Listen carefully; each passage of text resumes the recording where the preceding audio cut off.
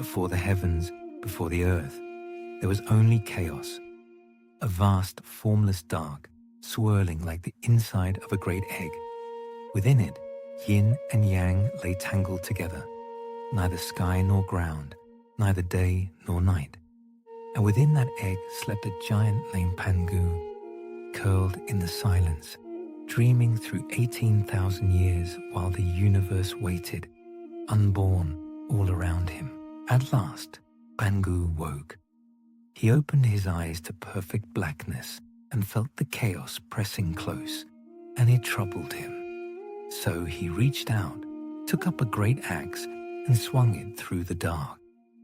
With a sound like the world cracking open, the egg split. The light and pure rose upward to become the sky. The heavy and cold sank down to become the earth. But Pangu feared the two would close together again, so he braced himself between them. He set his feet upon the earth and his hands against the sky and began to push. Each day he grew 10 feet taller, and each day the heavens rose higher and the earth spread wider. For another 18,000 years he stood there, straining, holding the young world apart. When at last the sky was fixed and the earth was firm, Pangu was spent, and he lay down to die. As he passed, his body became the world itself.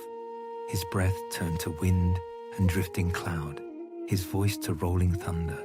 His left eye became the sun, his right the moon. His blood ran out as rivers, his bones rose as mountains, and his hair scattered into the stars.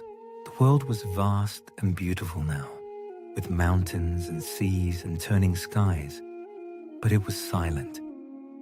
Across this empty land wandered the goddess Nuwa, who had the face of a woman and the long, coiling tail of a serpent. She walked among the rivers and forests, and a loneliness grew in her, for there was no one in all creation to share its wonders, no voice to answer her own. One day she knelt at the yellow bank of a river and, almost without thinking, gathered the soft clay in her hands. She began to shape it, pressing and smoothing, until she held a tiny figure made in her own likeness. When she set it gently on the ground, it stirred, it blinked, it stood, it laughed and danced around her feet. The first human being had drawn breath. Delighted, Nuwa made more, one by one, until her hands grew tired, and still the world stretched empty before her. So she took a length of cord, dipped it deep into the wet clay, and swung it across the land. Everywhere the mud drops fell, they sprang up as living people, laughing and scattering over the hills. In a single day, she had filled the silent earth with the warmth of humankind. For a time, the world knew peace, and Nuwa watched over her children. But the gods were many, and not all were gentle. Among them were two great powers who had long despised each other.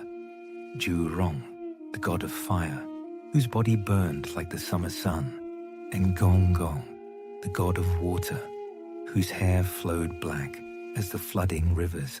Their old quarrel hardened into war. Each claimed the right to rule over all the world, and neither would yield.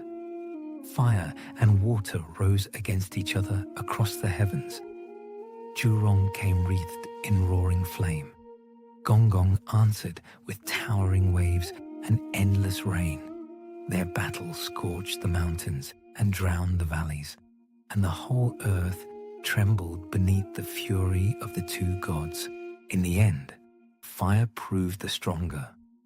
Rong's flames swallowed the floods and burned them away to mist, and Gong was thrown down, beaten and disgraced before all the heavens. Rage and shame boiled together in the water god's heart. If he could not rule the world, then he would break it, and he turned his eyes toward the great pillars that held up the sky. Gong gathered all his strength and hurled himself headlong against Mount Bucho, the mighty pillar that stood at the northwest corner of the world. The mountain shuddered and cracked.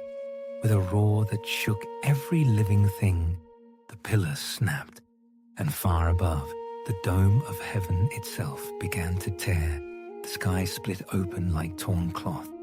Through the wound poured fire from the heavens and water from the deep. The earth tilted on its broken pillar. Forests blazed, floods swallowed the fields, and savage beasts crept out to prey upon the people. Nuwa's children cried out in terror, and there was no one among the gods who could undo the ruin Gong had made. But Nuwa heard them. The mother of humankind looked upon the suffering of her children and could not turn away. She went down to the rivers and the mountains and began to gather stones of 5 shining colors, azure and white, red, black and gold, searching the whole broken world until she had enough to mend the wound in the sky. Then she built a great fire and melted the 5-colored stones into a glowing molten paste. Reaching up to the torn heavens, she pressed the shining stone into the wound, smoothing it across the tear until the sky held once more. Some say the swirling colors of the dawn and the sunset are the last traces of Nuwa's mending, still glowing where the sky was healed, yet the sky still sagged where its pillar was lost. So Nuwa sought out a giant turtle, ancient and vast, and took from it its 4 great legs.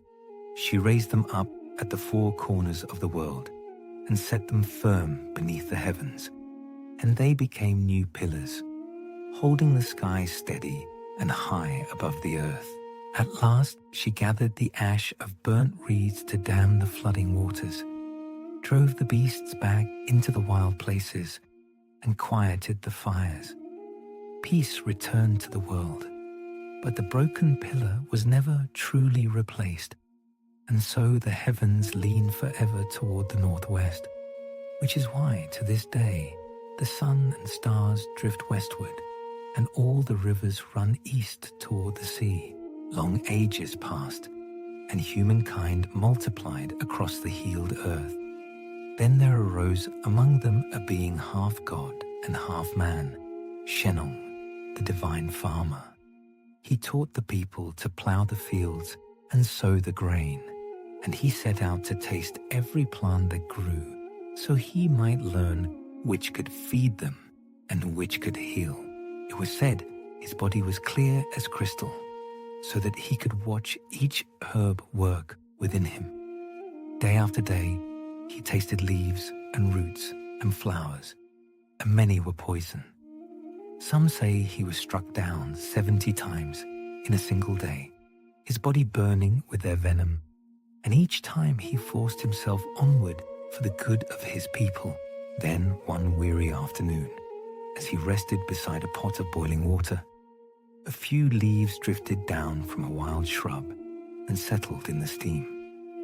The water turned golden and gave off a fragrance unlike any other.